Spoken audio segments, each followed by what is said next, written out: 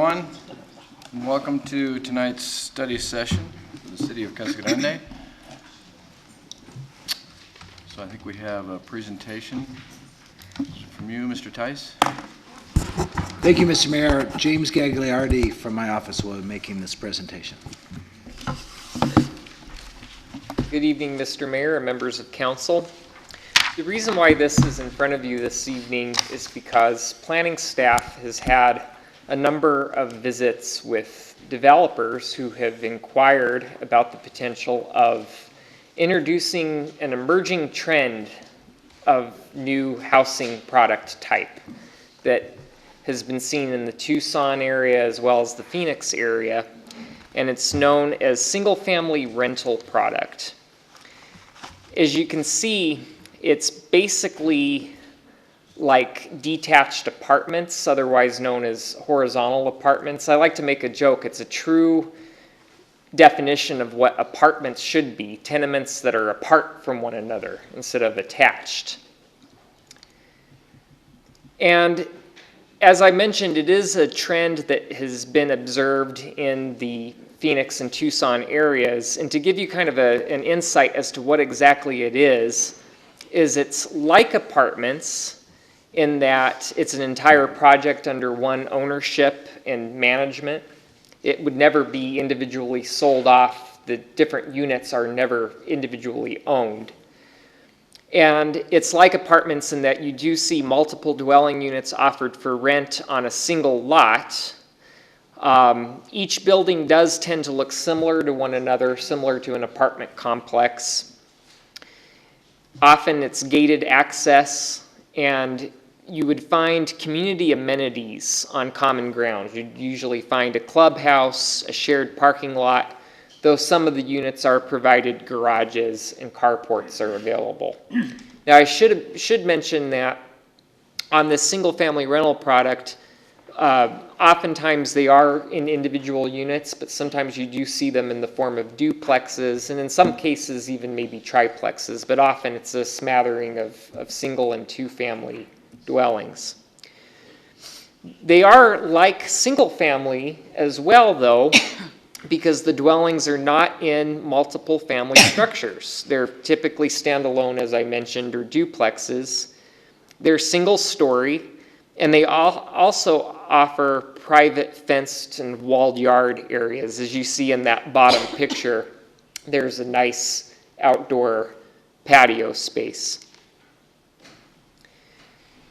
The city code, however, defines this as single family and two family dwellings and not apartments. And the reason is that when we look into the city code, the definition for our single family dwelling is a building used for residential occupancy by one family, and the similar definition exists for two family dwellings. Whereas when we look at the definition for multifamily, it's defined as a building or portion thereof used for the occupancy by three or more families living independently of each other. So this doesn't really fit into the typical apartment definition. It would seem to fit more into the single and two family definition. And when we look at it as a single family development, there is basically three different zone districts that we could entertain this concept. The R2 and R4 zones, which are standard city zone districts, but development within those zone districts would be subject to those specific parking, open space requirements, and development standards that are described in those zone districts, such as distance between buildings. And it can be fairly restrictive. For example, if they were to develop this in the R2 zone district, it would require a minimum distance of 20 feet between buildings.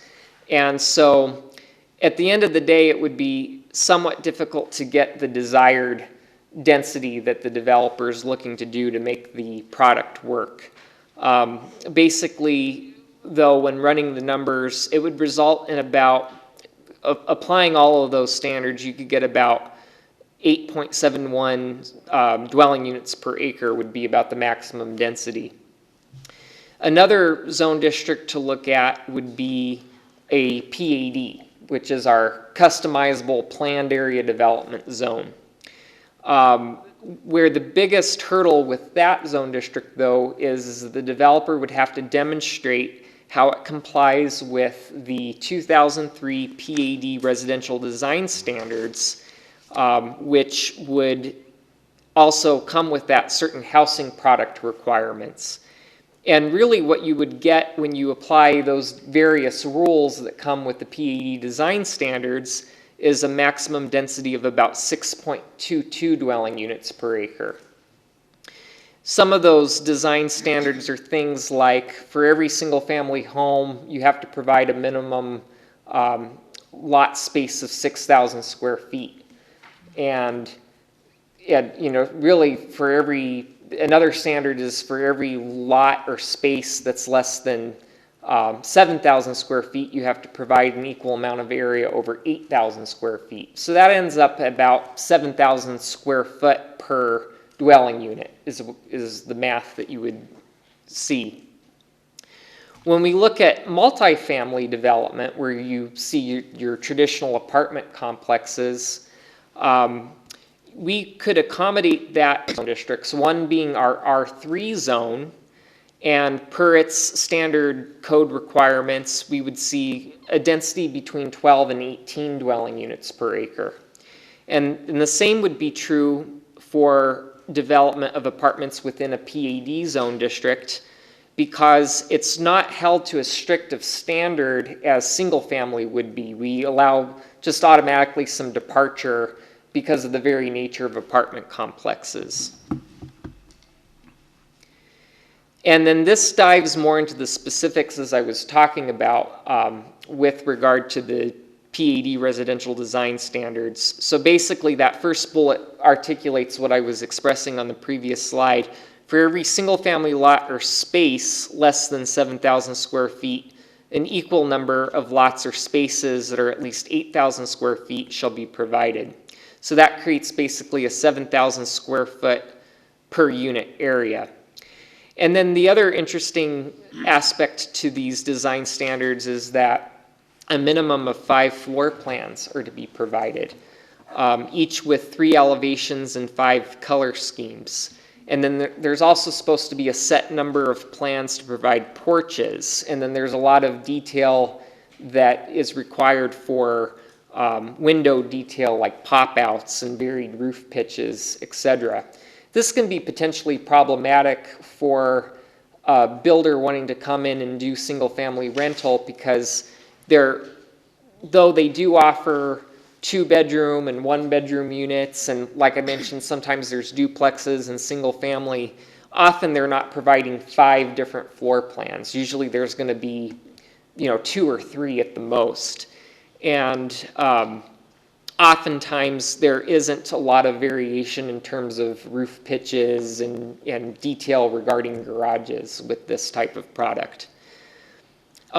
There's also another standard that no home next to each other can be of the same color and elevation. And again, that's a challenge in this type of development, because that would be seen more in a typical single-family neighborhood, but a little more difficult to achieve in an environment where you have multiple dwellings on one lot. And then also there's a requirement for a minimum of 15% open space to be provided.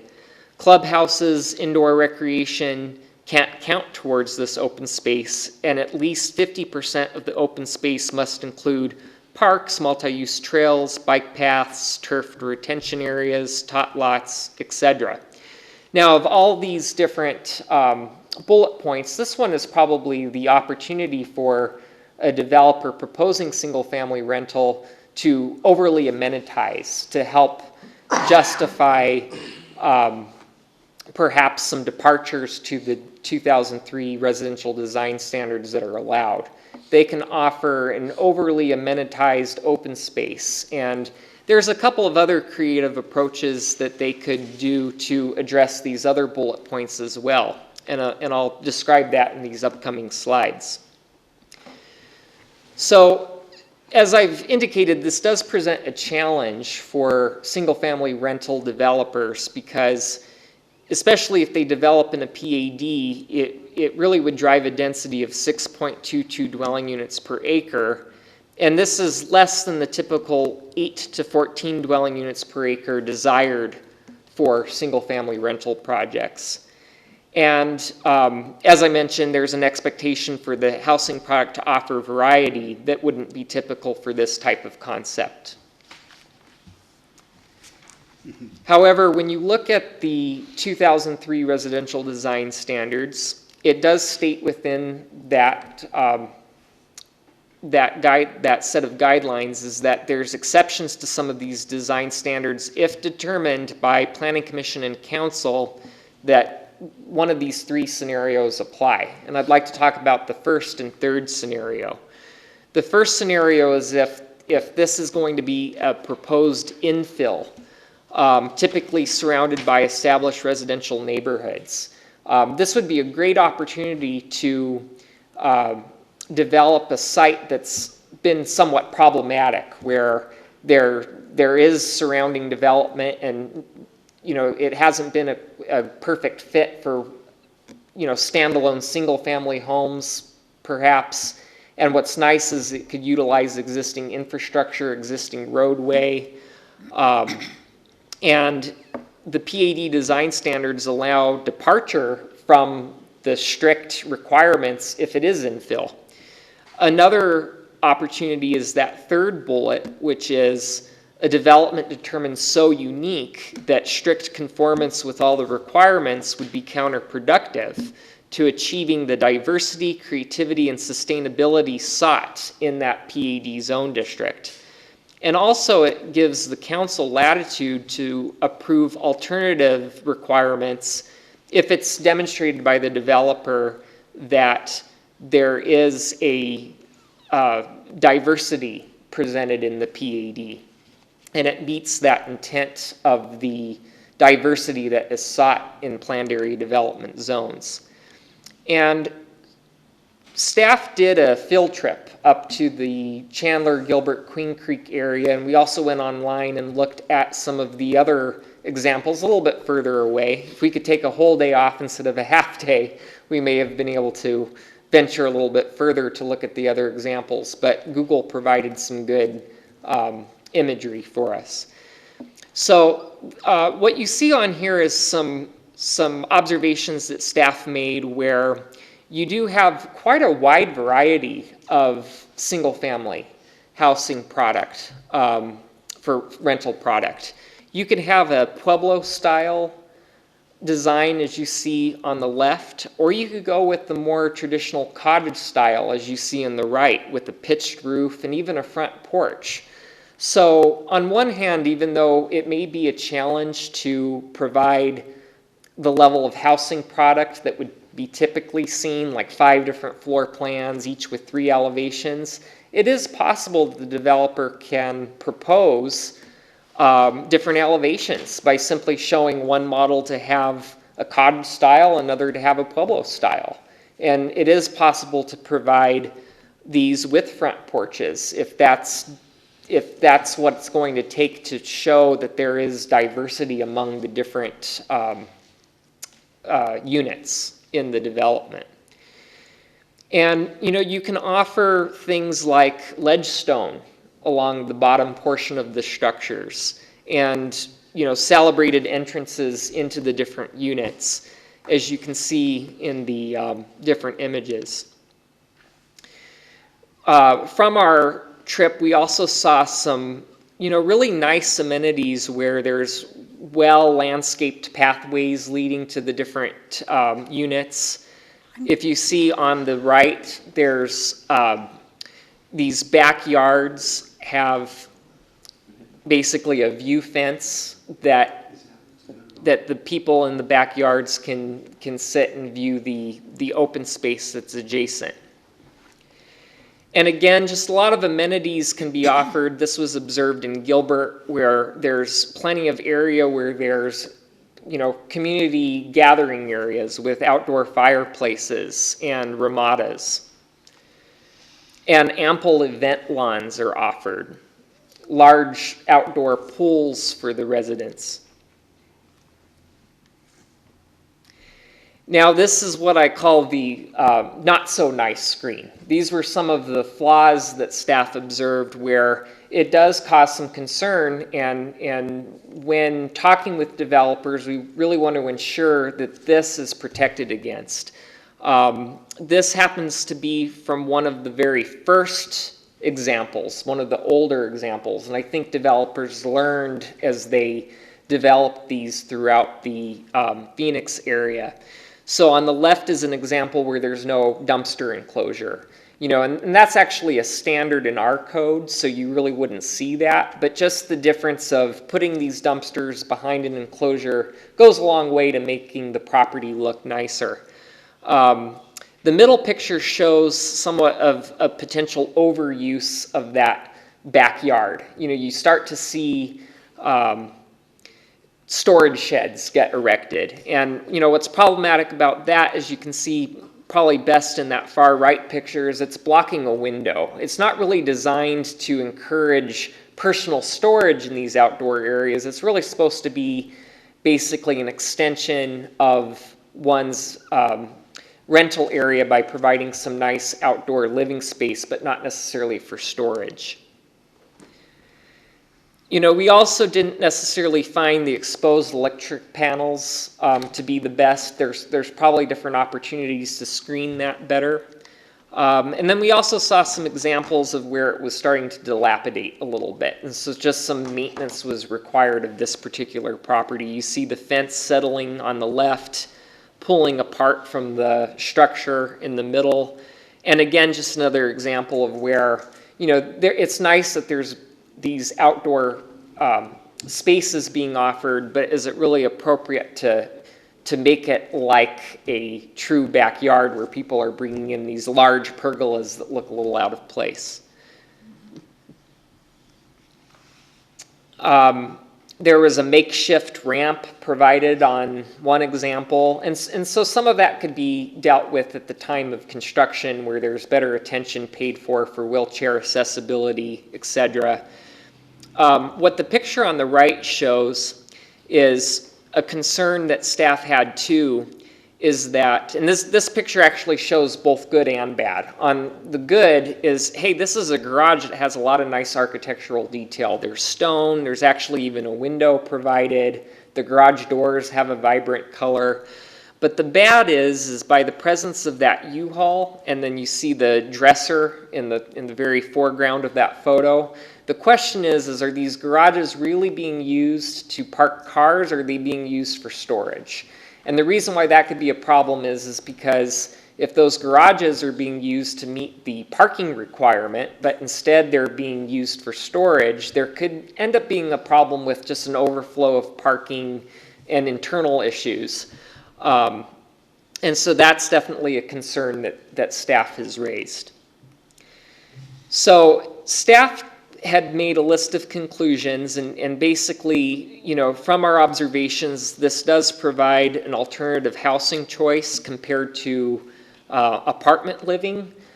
Speaking from my own personal experience, I lived in apartments from age 20 to 36, and if this was around, probably prior to buying my single family home, probably maybe in my late 20s, early 30s, I would have seen this as a step up. I might not have been quite ready for my own single family home, but I would have gladly rented this as where I could have had the best of both worlds. I would have felt like it was a little bit more private because I wouldn't have had a unit immediately next to me, but yet still sort of the maintenance-free life that I was wanting still, and maybe still do when I have to go home and water all my plants.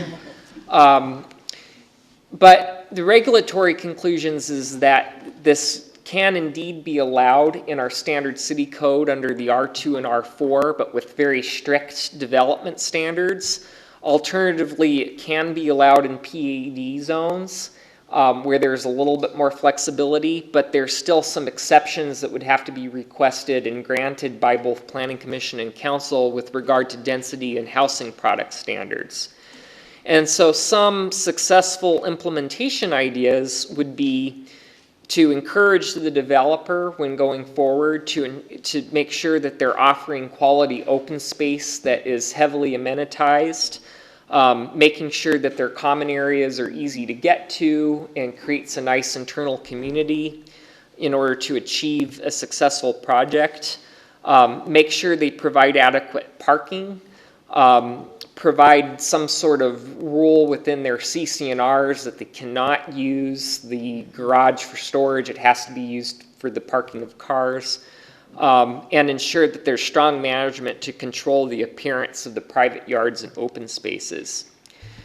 This was taken as a briefing to Planning Commission back in May, and the feedback that we gathered from them was that basically, you know, their concerns sort of matched staff's, is that there was some concern that the appearance of these developments might decline over time, that there may eventually be poor management of the open spaces and yards.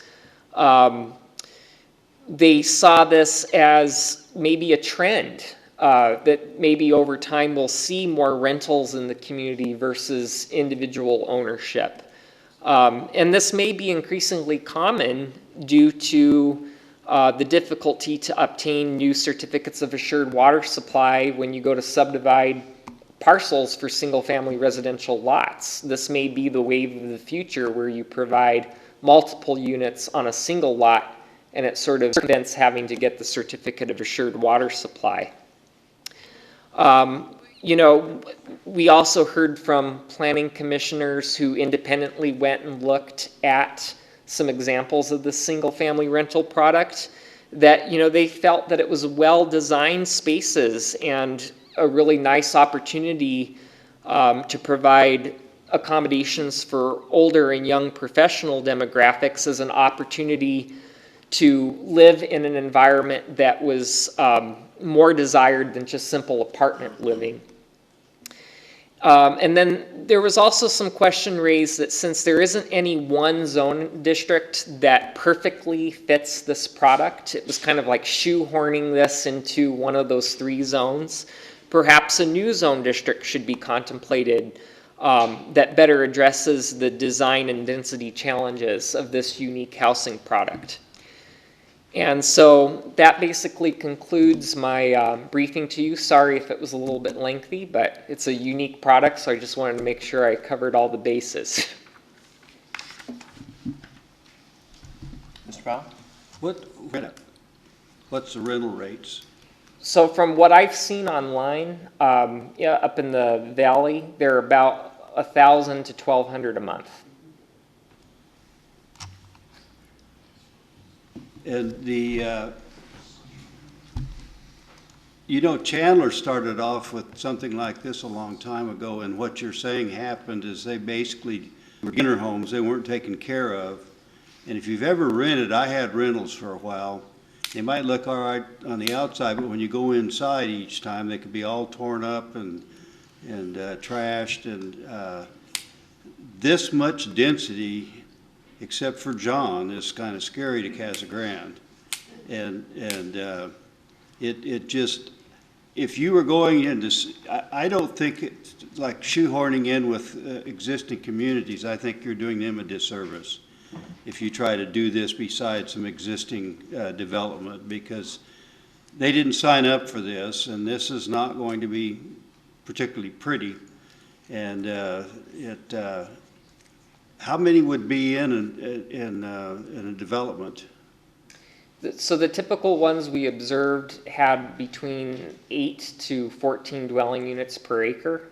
So it's hard to say exactly how many total units, but most sites were between like 8 to 12 acres in size. So from that we saw. You know, there's places down south of Casa Grande, down south of the school, beyond that. There's some area in there, or something like this might work well, and especially with Lucid, it would be not that far away for people to come work, and a lot of your construction people are going to be there on a temporary basis. They'll come in, and when it's built, they're done, and they leave, and you got the others. But this, as I say, the density and the ability, as I say, Chandler drove their people over to Tempe, their council. and drove the planning department over there and said, why can't we look like this? Why do we have these homes that basically haven't been taken care of, no trees planted, no grass, no anything, and that's when they upped their housing standards. I think you have to admit that density is a lot more comfortable to Tucson and Phoenix than it would be to some of the smaller towns outside of those metropolitan areas. And I would like to go see them before we made any kind of a decision, see what they look like and how they fit, and get an idea about it. At first blush, the density scares me to death, but I would certainly be willing to go take a look at some of them. Lisa? And I'm going to disagree with you. That happens every now and then. And the reason being is I think this is different than like a Section 8 type housing years ago, but I am very familiar with the one on Gilbert. I think it's on Warner Road. I don't know if it's this one that you went to. Right, it was. It was. My sister lived there, and my sister's a 57-year-old professional, and her husband sold their house, and were in the middle of transitioning their business and everything, and this was a perfect opportunity. It was in a clean, you had professionals that lived there, people that didn't want to, like you said, worry about the maintenance in their yards. They had an animal, so they didn't want to go and live in apartments, with, a million other people. And so this was a great option. And I think that it's important to offer our community these options. I mean, times are changing and people are living differently. This is not affordable housing though. Like the place that they lived in, if it's the one that you went to, it wasn't like it was, a majorly cheap product. It was just a alternative. From the And pictures, so- though, you see from good to cheap and bad. I mean, that's why I'd like to go look. Yeah, and it's very, again, I when I saw this come up, I thought of where my sister lived, and it was a great community, and right on a busy street, Warner Road and the freeway. Is that right? Is this the one that you guys were on? I thought it was Warner Road. I can't remember, but. We were on one at Warner Road, but I want to say it was at Gilbert and Warner. Okay, yes, that is that one. So a busy area. It wasn't like it was tough industrial area and hidden. And so I think that, I love the idea of, infilling in areas where maybe we're not quite sure what we can put in there. But, Dick, I really hope you do go take a look because you'll be impressed with this That's what product. I would need to do for sure. Yeah, and it's a nice option, and I think it's important to have that diversity in our community for people to have options. Thanks. I'm going to be in between here somewhere, as usual. But it's an interesting concept. I would like to see them.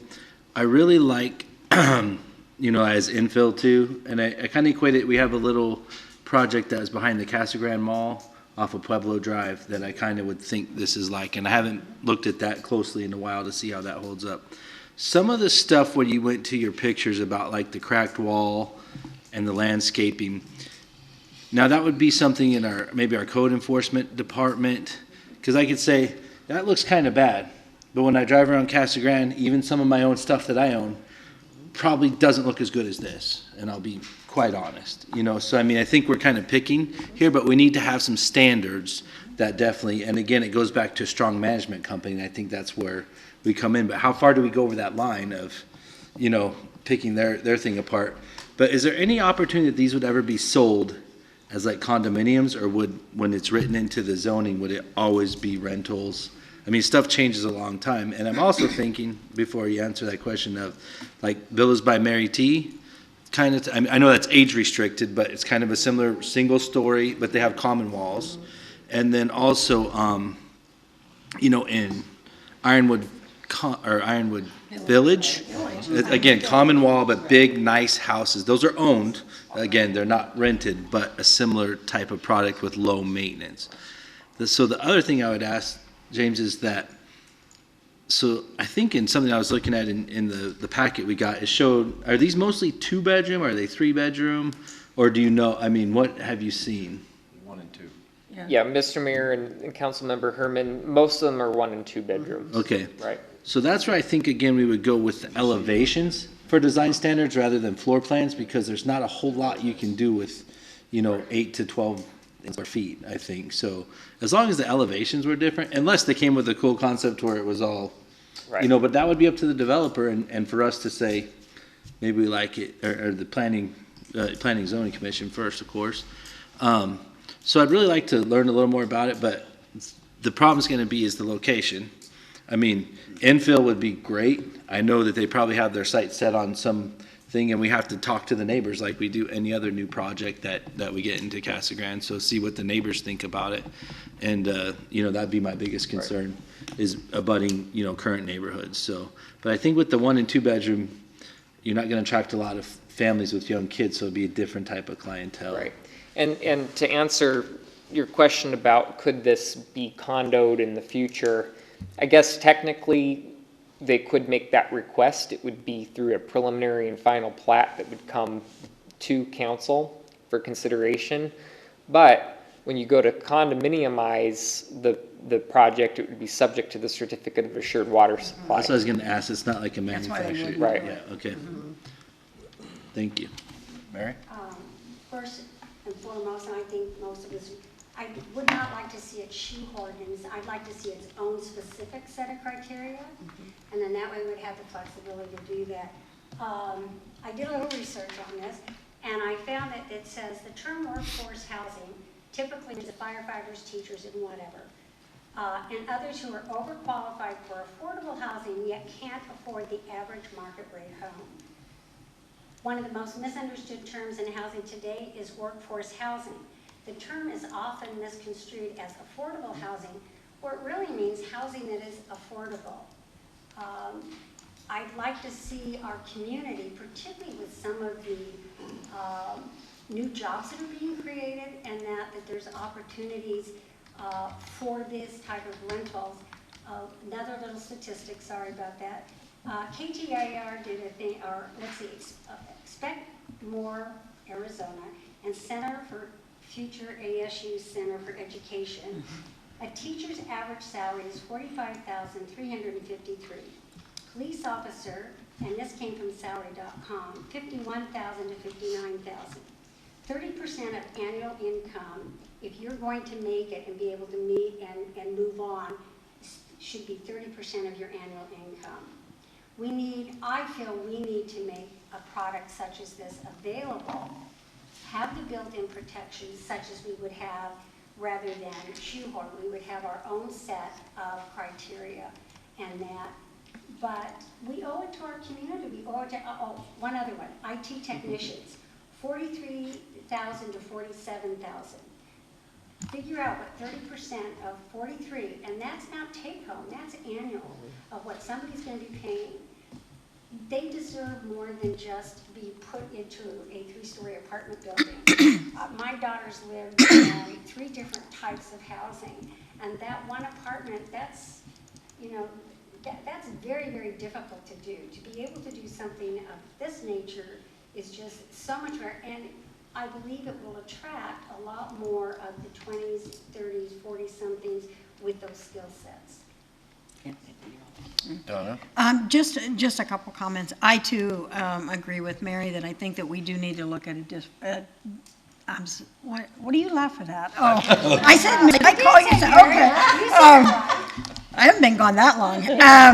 The zone district.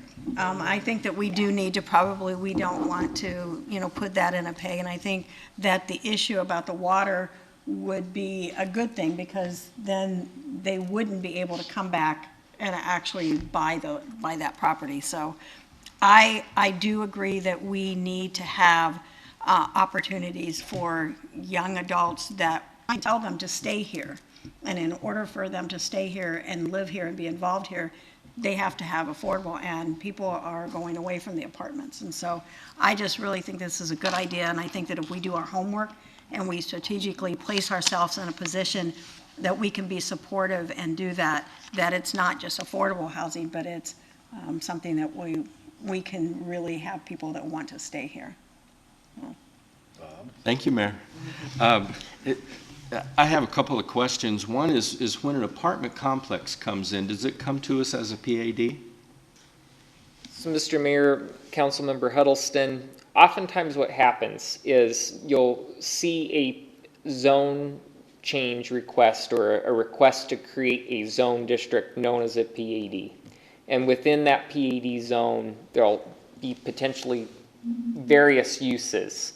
One being multifamily, there may be another area of that district for single family. So at the time of the establishment of that zone district, there'll be within the PAD a set of standards for all of those different land uses proposed. If they're proposing single family and multifamily, they do have to speak to that 2003 residential design standards.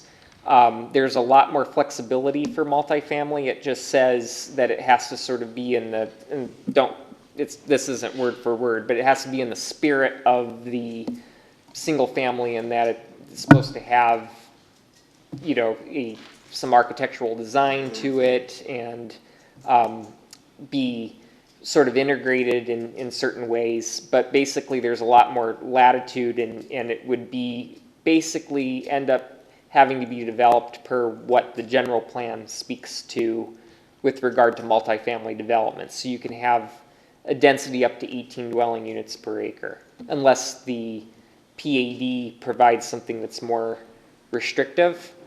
So that's when council would really have an opportunity to look at exactly what development standards are being requested. Then the next step would be for that particular parcel within the PAD to be developed for apartments. And oftentimes it wouldn't go to council at that point, it would just be through a major site plan that Planning Commission would consider. Okay. What they'd be considering is it in compliance with those development standards of the PAD? And where I'm going is, I really like this. I think it's excellent. I think it would give the same security level and positive appearance as many of our newer apartment complexes have done. I have to believe that they would present a gated community, which is secure, that they would have positive amenities that people would be attracted to. I do disagree with the city putting any kind of restriction that includes the garage, because quite often that's a good selling point, because people do have things they want to store away. I have a 3-car garage and I can only fit 1 car in it. But I think that's a selling point, and I would hate to take that away.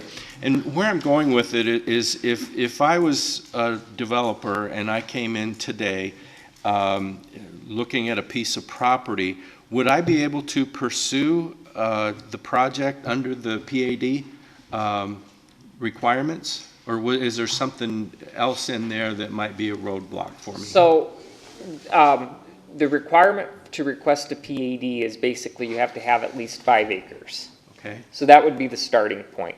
James, can you take them to the slide of the exceptions? Because that's really what it's. Sure. It's at the bottom exception, that's where I would think. And, you know, we would have a conversation with the developer as to whether they want to go the route of a PAD, or if they want to place their property into a traditional zone district such as R2 or R4.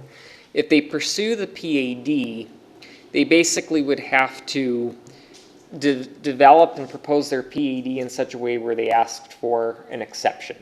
And that's what this content on this screen pertains to. Typically, they're either going to look for that first criteria to argue that it's an infill, and so it's inherently allowed some departure from the strict rules, or they could seek that third item where they could make a case that we're offering a unique product, and though there may be an issue with density, we're offsetting that by providing overly amenitized open space. We're providing a variation in design standards, so though we may not be complying with the typical of the minimum of 5 floor plans and 3 elevations, we're offering, you know, a sampling of different styles. Okay. So there's an approach that they could take to justified a request under a PAD. Can you back up one more slide? Now, would they hook up to Arizona Water? Yes, Is that who they would use? yes. Well, if that who services the users. That, yeah, or ED2, but they would not be doing their own pumping. They would use one of the water services? Question? They would be served by Arizona Water. Okay. And maybe to further answer Councilman Huddleston's question, they wouldn't be able to develop in a PAD unless they were granted exceptions from some of these standard rules that are on the screen, because they would not meet the density rule. They would not meet the 5 floor plan rule. And they would not meet the no home next to each other can't be the same color, because but you are authorized to grant exceptions, but they would need exceptions to the first 3 rules. Okay. And is their first stop the planning and zoning It board? is. Okay, And then they would come to you. Thank you.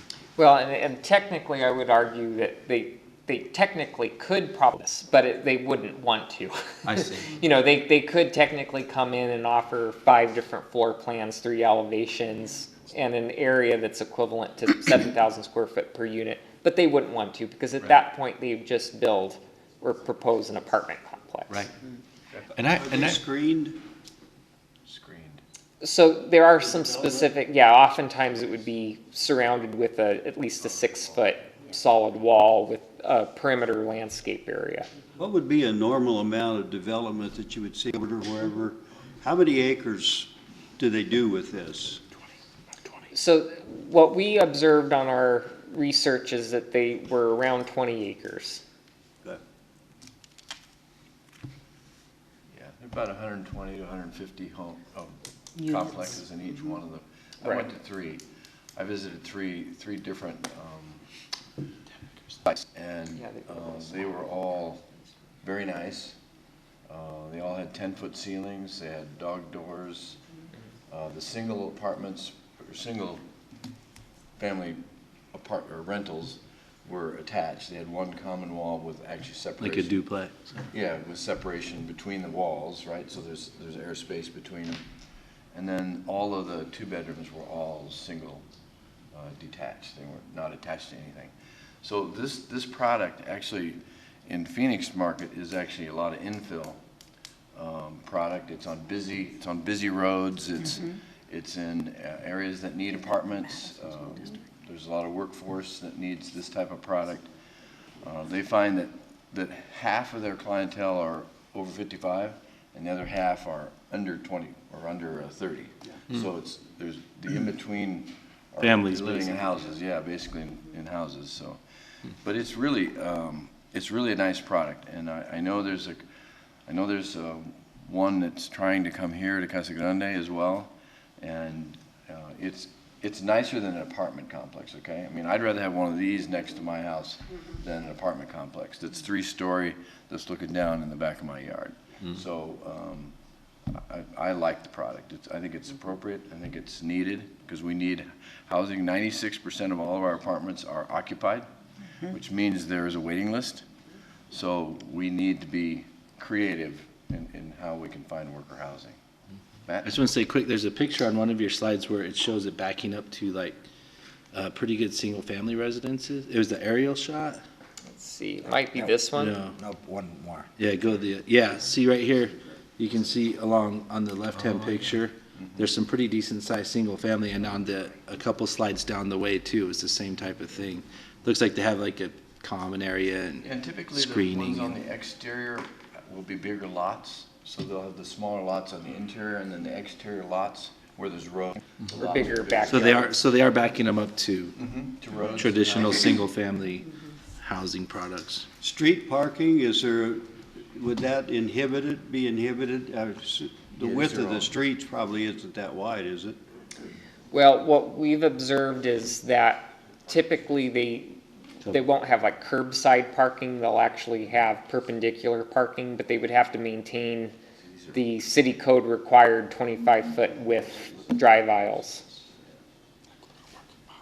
Yeah, there would be like little parking pods provided. Yeah. And And those streets are private streets, aren't they? Correct. If it's Okay. gated, yeah. Yeah, I look at it more as, I mean, technically, I guess you could look at it as like a private street, but they're more of like a drive aisle meandering through the But they're properties. generally not open to public. Correct. Every one we saw were gated. They were, walled and, Yep, everyone I saw had exterior wall and they were gated. Yep, thank you. Mr. Mayor, one thing. Yes, Mary?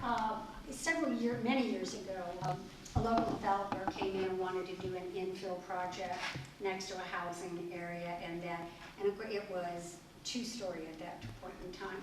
But we have a lot of areas in Casa that really that infill would just be such an improvement in those areas, and I think this would be such a great opportunity, again, to do a quality product. It's the same as what we did with Valago. Even though I had issues about notice and that sort of thing, the idea that we went in and we said to Valago, go ahead, build some smaller homes because this is what we're needing, this is what, and again, this is another thing is to be able to take these pieces of property throughout Casa Grande that collect weeds, trash, and all of this, and let's put some of these units there. And again, let's do a good, and I'm going to think that you all know what you're doing to not shoehorn. Let's make this a totally different project and with rules and codes. Okay. Thank you.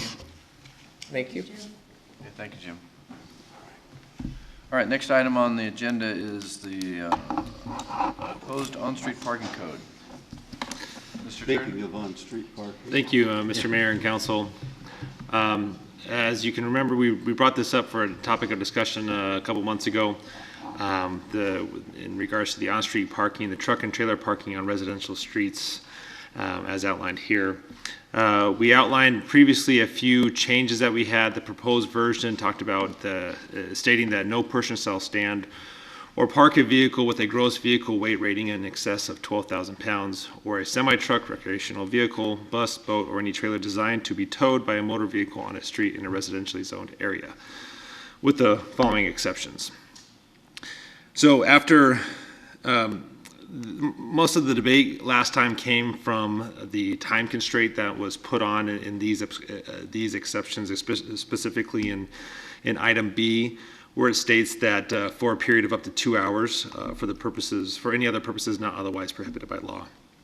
So we, as a staff, researched about what other cities are doing, and what we found is about 9 out of 10 cities had very similar codes to what we have, including the 2-hour time restriction. And I'll explain here in a little bit why. So as it states in section A, vehicles providing a delivery service may park for loading or unloading purposes only.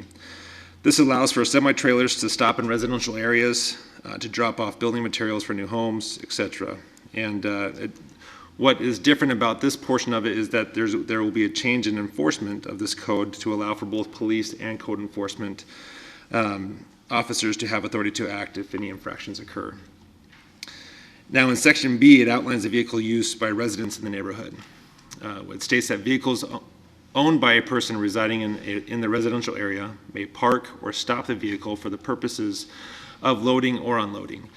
For this section, there is no time constraint of a 2-hour limit. For example, if I'm loading up my RV to go to the mountains for the weekend, or if I'm rented a 27-foot U-Haul to move, it's obviously going to take a lot more than 2 hours. There's no time constraint put on this one, on this part of it.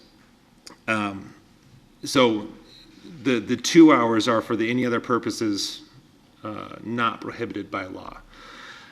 So for that reason, staff didn't see a need to adjust the 2-hour time frame because the enforcement by the police and code enforcement officers will help determine the purpose of these types of vehicles that are parked on the streets.